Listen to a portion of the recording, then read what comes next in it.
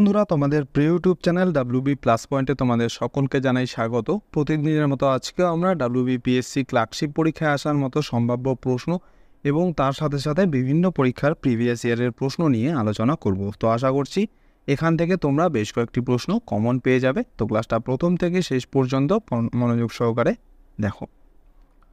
তো আজকে আমাদের প্রথম প্রশ্ন হচ্ছে, বন্যপ্রাণী আইন এটা কত সালে চালু হয়?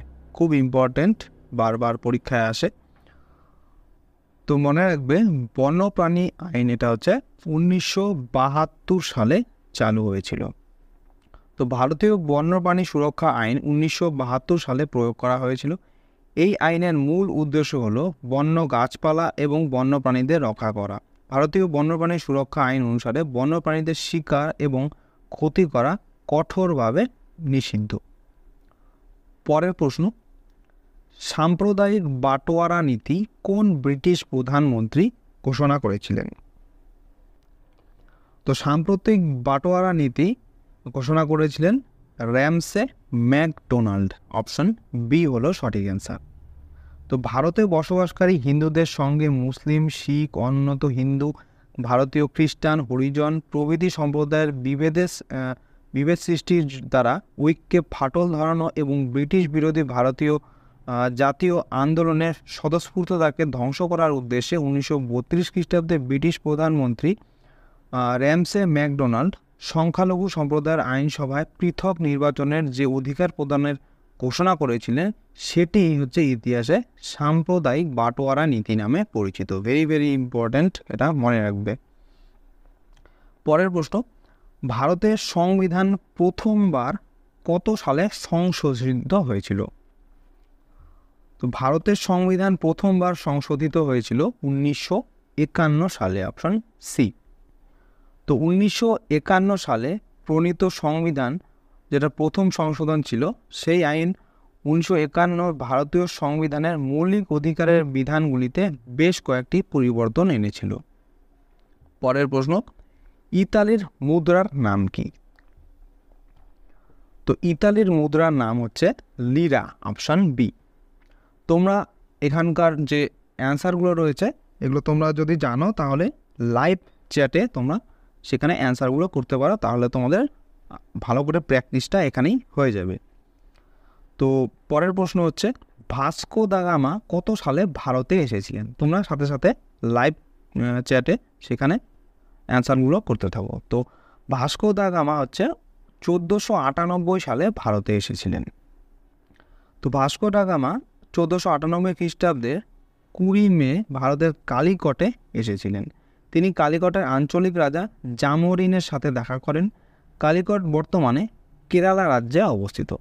আর ভাস্কো দা গামা সমুদ্রপথে কেপ অফ গুড হোপ বা উত্তম আশা অন্তরূপের মাধ্যমে ভারতে পৌঁছেছিলেন। আর এই মনে রাখবে, এই কেপ অফ গুড হোপ এটা রয়েছে হচ্ছে আফ্রিকাতে। নেক্সট প্রশ্ন, নিচের কোন ভিটামিন জলে দ্রবণীয়? তো আমরা জানি যে ভিটামিন এ, ডি, ই, কে এগুলো সব হচ্ছে জলে অদ্রবণীয়, অর্থাৎ এগুলো জলে দ্রবণীয় নয়। তো এখানে জিজ্ঞেস করা হচ্ছে কোনটা জলে দ্রবণীয়। তো এখানে তাহলে অ্যান্সার হয়ে যাবে অপশন বি, ভিটামিন বি। তো ভিটামিন বি হচ্ছে জলে দ্রবণীয়। নেক্সট প্রশ্ন, কোন সালে ভারতে প্রথম সবুজ বিপ্লব শুরু হয়েছিল? এটাও খুব ইম্পর্ট্যান্ট প্রশ্ন। তো মনে রাখবে, 1968 সালে ভারতে প্রথম সবুজ বিপ্লব শুরু হয়। তো সবুজ বিপ্লবকে একটি সময়কাল হিসেবে উল্লেখ করা হয় যখন আধুনিক পদ্ধতি ও প্রযুক্তি গ্রহণের কারণে ভারতীয় কৃষিকে একটি শিল্প ব্যবস্থায় রূপান্তরিত করা হয়েছিল। আর এম.এস. স্বামীনাথনকে ভারতের সবুজ বিপ্লবের জনক বলা হয়। এই প্রশ্নটা বারবার পরীক্ষায় আসে, খুব ইম্পর্টেন্ট পয়েন্ট। এই লাইনটা খুব ইম্পর্টেন্ট, মনে রাখবেন যে এম.এস. স্বামীনাথনকে ভারতের সবুজ বিপ্লবের জনক বলা হয়। পরের প্রশ্ন, নিচের কোনটি গ্রিন হাউস গ্যাস নয়? তো অপশনগুলির মধ্যে carbon monoxide, nitrous oxide, nitrogen oxide, এই দুটোই হচ্ছে গ্রিন হাউস গ্যাস। একমাত্র অক্সিজেন এটা হচ্ছে গ্রিন হাউস গ্যাস নয়। নেক্সট প্রশ্ন, কোন শিলায় জীবাশ্ম দেখতে পাওয়া যায়? তো যে শিলায় জীবাশ্ম দেখতে পাওয়া যায় সেটা হচ্ছে পাললিক শিলা, অপশন সি। তো জীবাশ্মগুলি সাধারণত পাললিক শিলায় পাওয়া যায়, কারণ এই শিলাগুলি প্রাচীন জীবন গঠনের অবশিষ্টাংশ বা চিহ্নগুলি সংরক্ষণ করতে পারে। পরের প্রশ্ন, কম্পিউটার প্রোগ্রামের ত্রুটিকে কি বলা হয়? খুব ইম্পর্টেন্ট, পরীক্ষায় আসতে পারে। অপশন হচ্ছে স্প্যাম, পলিস, ভাইরাস নাকি বাগস। তো মনে রাখবে, কম্পিউটারের প্রোগ্রামের ত্রুটিকে বলা হয় হচ্ছে বাগস। তো বাগ হলো একটি প্রোগ্রাম, কোড বা সিস্টেমের ত্রুটি। কখনো কখনো এটি বাগ হার্ডওয়্যার বা কম্পিউটার নেটওয়ার্কগুলির সাথে একটি সমস্যা উল্লেখ করতে পারে। নেক্সট প্রশ্ন, গোল্ডেন গার্ল এটা কার আত্মজীবনী? খুব ইম্পর্টেন্ট, বারবার পরীক্ষায় এসেছে এটা। তো মনে রাখবে, গোল্ডেন গার্ল এটা হচ্ছে পিটি ঊষার আত্মজীবনী। আর এর সাথে সাথে মনে রাখবে, দ্যুতি চাঁদের আত্মজীবনীর নাম হচ্ছে born to run my sprinting journey. তো born to run my sprinting journey এটা হচ্ছে দ্যুতি চাঁদের আত্মজীবনী, আর পিটি ঊষার আত্মজীবনীর নাম হচ্ছে গোল্ডেন গার্ল। নেক্সট প্রশ্ন, ব্যোমকেশ বক্সী চরিত্রের স্রষ্টাকে, অর্থাৎ ব্যোমকেশ বক্সী চরিত্র কে তৈরি করেছিলেন? খুব ইম্পর্টেন্ট প্রশ্ন। তো ব্যোমকেশ বক্সী চরিত্রের স্রষ্টা হচ্ছে শরদিন্দু বন্দ্যোপাধ্যায়। তো শরদিন্দু বন্দ্যোপাধ্যায় ব্যোমকেশ বক্সী চরিত্রের স্রষ্টা। তো ব্যোমকেশ বক্সী শরদিন্দু বন্দ্যোপাধ্যায়ের তৈরি একজন ভারতীয় বাঙালি কাল্পনিক গোয়েন্দা। নেক্সট প্রশ্ন, অর্নিথোলজি কি বিষয়ক বিদ্যাকে বোঝানো হয়? অস্থি সংক্রান্ত, পক্ষী সংক্রান্ত, গন্ধ নাকি পতঙ্গ সংক্রান্ত? তো মনে রাখবে, পক্ষী সংক্রান্ত বিদ্যাকে বলা হয় অর্নিথোলজি। পরের প্রশ্ন, গীত গোবিন্দ কে লিখেছিলেন? এটা তো তোমরা অনেকেই পারবে, আনসার এখানে হয়ে যাবে জয়দেব, অপশন ডি। আর গীত গোবিন্দম গৌড়ের রাজা লক্ষণ সেনের সভাকবি জয়দেব কর্তৃক সংস্কৃত ভাষায় রচিত একটি কাব্য। এর রচনাকাল হচ্ছে 12 শতকে। এখানে মনে রাখার বিষয় হচ্ছে, মনে রাখবে, এটা তো সবাই জানে যে গীত গোবিন্দ লিখেছেন জয়দেব। আর এখানে প্রশ্নটা এইভাবেও আসতে পারে যে গীত গোবিন্দ লিখেছিলেন জয়দেব, আর এই জয়দেব কার সভাকবি ছিলেন? অ্যান্সার হয়ে যাবে লক্ষণ সেনের সভাকবি ছিলেন জয়দেব। আর এই জয়দেব গীত গোবিন্দ রচনা করেছিলেন সংস্কৃত ভাষায়। পরের প্রশ্ন, পুলিৎজার পুরস্কার কোন ক্ষেত্রে দেওয়া হয়? তো অ্যান্সার করো তোমরা লাইভ চ্যাটে। তো পুলিৎজার পুরস্কার দেওয়া হয় হচ্ছে সাহিত্য এবং সাংবাদিকতার ক্ষেত্রে, অপশন সি। তো মুদ্রণ, সাংবাদিকতা, সাহিত্য এবং সঙ্গীত রচনায় অসামান্য কৃতিত্বের জন্য একটি পুলিৎজার পুরস্কারকে সর্বোচ্চ কৃতিত্ব এবং একটি জাতীয় সম্মান হিসেবে বিবেচনা করা হয়। এটি জোসেফ পুলিৎজার দ্বারা প্রতিষ্ঠিত হয়েছিল, যিনি একজন সাংবাদিক এবং হাঙ্গেরীয় আমেরিকান জাতীয়তা নিয়ে প্রকাশিত একটি সংবাদপত্র তৈরি করেছিলেন। পরের প্রশ্ন, গৌতম বুদ্ধ কোথায় জন্মগ্রহণ করেছিলেন? অ্যান্সার করো তোমরা লাইভ চ্যাটে। তো গৌতম বুদ্ধ জন্মগ্রহণ করেছিলেন হচ্ছে লুম্বিনীতে, অপশন বি। তো বৌদ্ধ ঐতিহ্য অনুসারে গৌতম অধুনা নেপালের লুম্বিনী নগরে জন্মগ্রহণ করেন এবং কপিলাবস্তুতে বড় হয়ে ওঠেন। পরের প্রশ্ন, ওনাম উৎসব এটা কোন রাজ্যে দেখা যায়? তোমরা অ্যান্সার করতে থাকো। তো ওনাম উৎসব হচ্ছে, মনে রাখবে, এটা কেরালা রাজ্যে দেখা যায়। তো ওনাম উৎসব দক্ষিণ ভারতের কেরল রাজ্যের মলয়ালি জাতির মাঝে পালিত ধান কাটার একটি বার্ষিক উৎসব। পরের প্রশ্ন, কোন গভর্নর জেনারেল ভারতে সতীদাহ প্রথার উচ্ছেদ করেছিলেন? তোমরা অ্যান্সার করতে থাকো। তো অ্যান্সার হয়ে যাবে এটা অপশন ডি, লর্ড বেন্টিঙ্ক। তো বেঙ্গল সতী প্রতিদানের অধীনে 1829 সালে সতীদাহ প্রথাকে অবৈধ ঘোষণা করা হয়েছিল, যা তৎকালীন governor general lord William Bentinck পাশ করেছিলেন। Very very important. পরের প্রশ্ন, তোমরা প্রশ্ন দেখার সাথে সাথেই অ্যান্সার করতে থাকো। তো নাগার্জুন সাগর বাঁধ কোন নদীর ওপরে অবস্থিত? মহানদী, কৃষ্ণা, গোদাবরী নাকি কাবেরী নদীতে? তো নাগার্জুন সাগর বাঁধটি এটা হচ্ছে কৃষ্ণা নদীর উপরে অবস্থিত। তো নাগার্জুন সাগর ড্যাম হলো কৃষ্ণা নদীর ওপর একটি বাঁধ, যা অন্ধ্রপ্রদেশের পালনাডু জেলা এবং তেলেঙ্গানার নলগোন্ডা জেলার সীমানায় বিস্তৃত রয়েছে। এটা মনে রাখবে, পরীক্ষায় আসে কিন্তু বারবার, যে এখানে প্রশ্ন আসতে পারে যে নাগার্জুন সাগর ড্যামটি এটা কোন দুটি রাজ্যের সীমানায় অবস্থিত। তো এখানে অ্যান্সার হয়ে যাবে নাগার্জুন সাগর ড্যামটি অন্ধ্রপ্রদেশ এবং তেলেঙ্গানা রাজ্যের সীমানায় অবস্থিত এবং এটা হচ্ছে কৃষ্ণা নদীর ওপরে তৈরি হয়েছে। পরের প্রশ্ন, সার্কের সদস্য দেশের সংখ্যা কটি? অর্থাৎ এখানে জানতে চাওয়া হচ্ছে সার্ক যে রয়েছে সেই সার্কে মোট কটি দেশ সদস্য রয়েছে? তো অ্যান্সার হয়ে যাবে এখানে অপশন বি, 8টি। তো সার্কের সদস্য সংখ্যা মোট 8টি দেশ। তো এই 8টি দেশ হচ্ছে আফগানিস্তান, বাংলাদেশ, ভুটান, ভারত, মালদ্বীপ, নেপাল, পাকিস্তান এবং শ্রীলঙ্কা। এগুলো সব হচ্ছে সার্কের 8টি সদস্য দেশ। ভালো করে মনে রাখবে। পরের প্রশ্ন, মুঘল সম্রাট আকবর কোন সালে দিন ই ইলাহি প্রবর্তন করেছিলেন? এটাও খুব ইম্পর্টেন্ট প্রশ্ন। তো আমরা তো সবাই জানি যে মুঘল সম্রাট আকবর দিন ই ইলাহি প্রবর্তন করেন, কিন্তু কত সালে প্রবর্তন করেন এটা কিন্তু সবার মনে থাকে না। তো এটা ভালো করে মনে রাখবে। তো এটার অ্যান্সার হয়ে যাবে এখানে অপশান সি, 1582 সালে মুঘল সম্রাট আকবর দিন ই ইলাহি প্রবর্তন করেন। তো দিন ই ইলাহি বা ঈশ্বরের ধর্ম ছিল মুঘল সম্রাট আকবর কর্তৃক 1582 খ্রিস্টাব্দে প্রবর্তিত ধর্মীয় বিশ্বাসের ব্যবস্থা। তার উদ্দেশ্য ছিল ইসলাম ও হিন্দু ধর্মকে এক বিশ্বাসের সাথে সংযুক্ত করা এবং তার সাথে খ্রিস্টিয়ানবাদ এবং জৈন ধর্মের দিকগুলিও যুক্ত করা। পরের প্রশ্ন, বাংলার মুকুটহীন রাজা বলে কে অভিহিত? এটাও খুব ইম্পর্টেন্ট প্রশ্ন, তোমরা অ্যান্সার করতে থাকো লাইভ চ্যাটে। তো বাংলার মুকুটহীন রাজা নামে অভিহিত করা হয় হচ্ছে সুরেন্দ্রনাথ ব্যানার্জিকে, অপশন এ।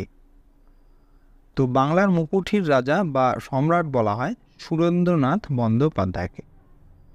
পরের প্রশ্ন, সাতপুরা কী ধরনের পর্বত?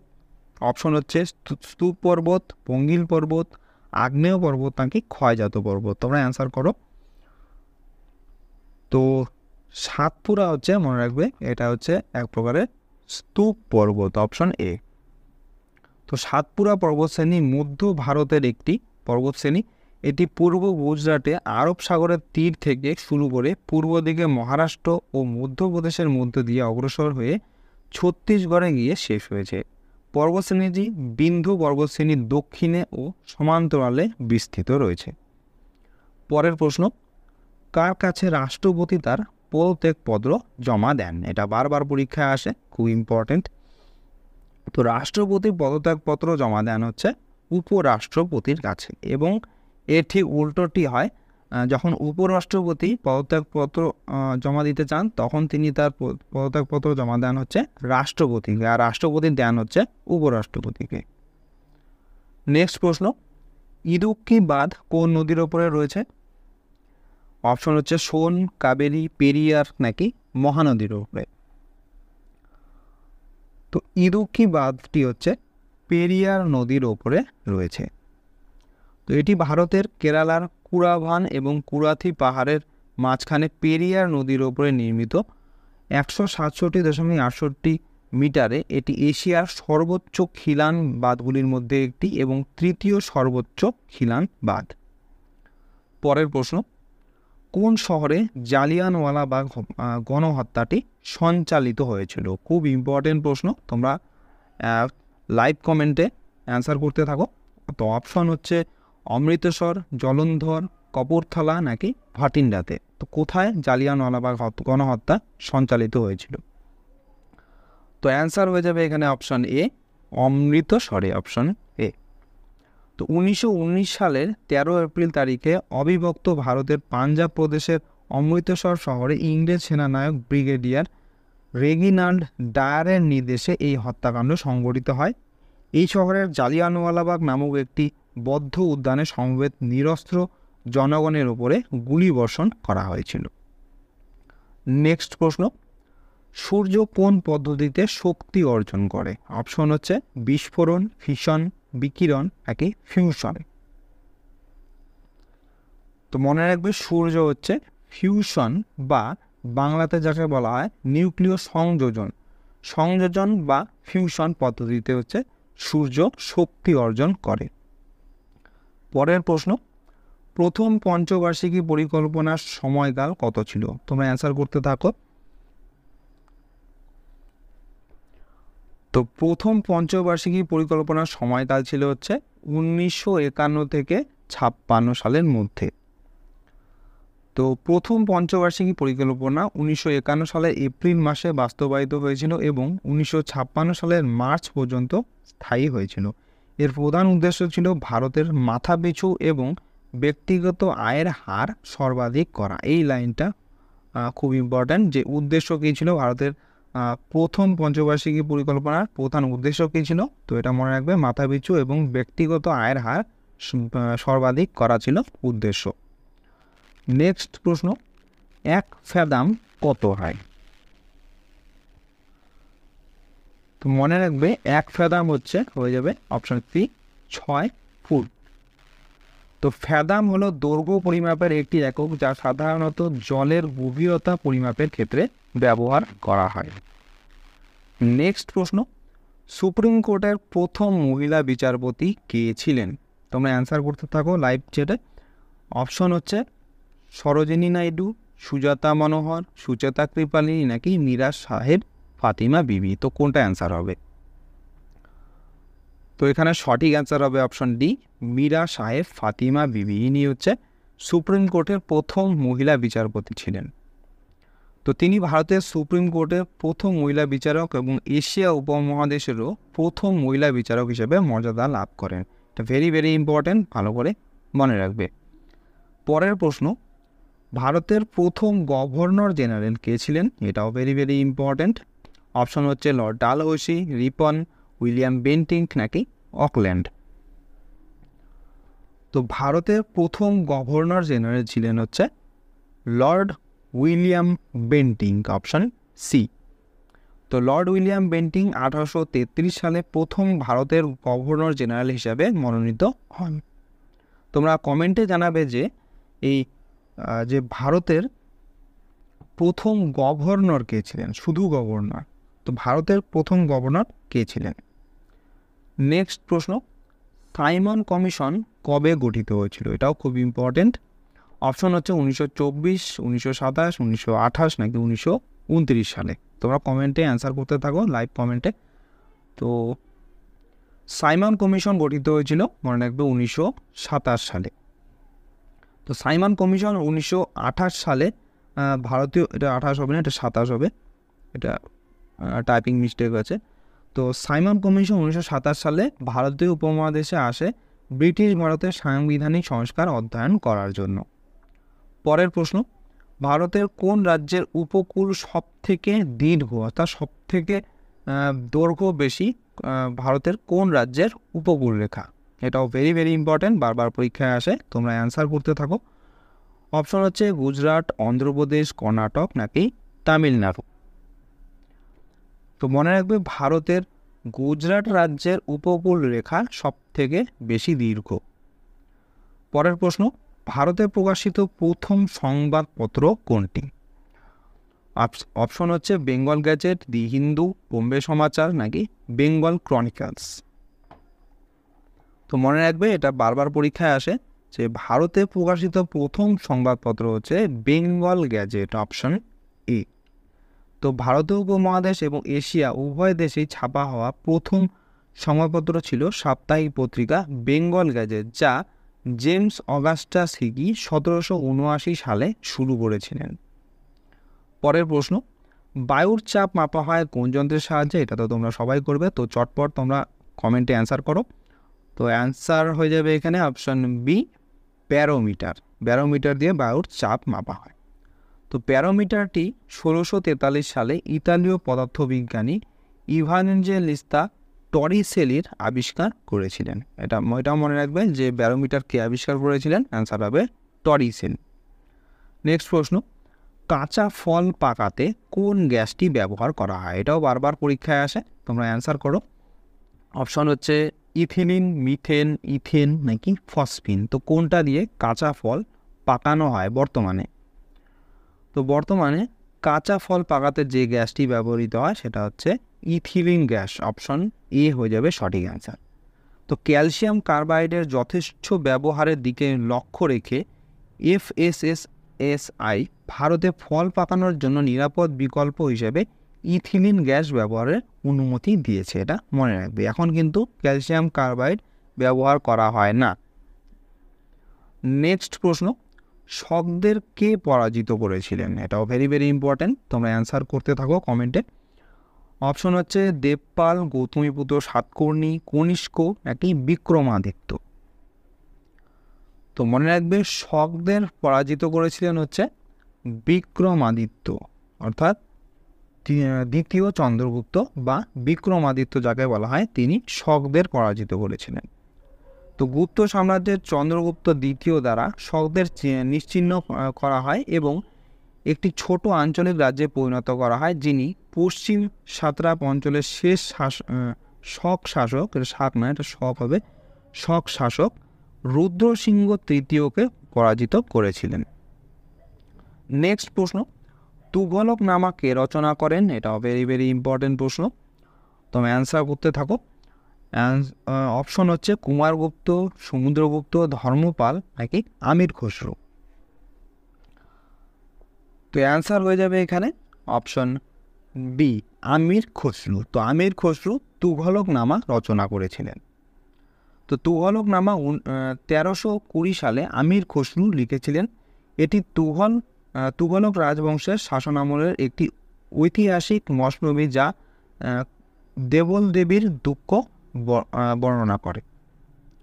নেক্সট প্রশ্ন, তাপ প্রয়োগে কোন ভিটামিনটি নষ্ট হয়ে যায়? এটা তোমরা অনেকেই পারবে, তো অ্যান্সার করতে থাকো তোমরা। তো অপশন হচ্ছে A, B, C নাকি কে, কোন ভিটামিনটি তাপ প্রয়োগের ফলে নষ্ট হয়ে যায়?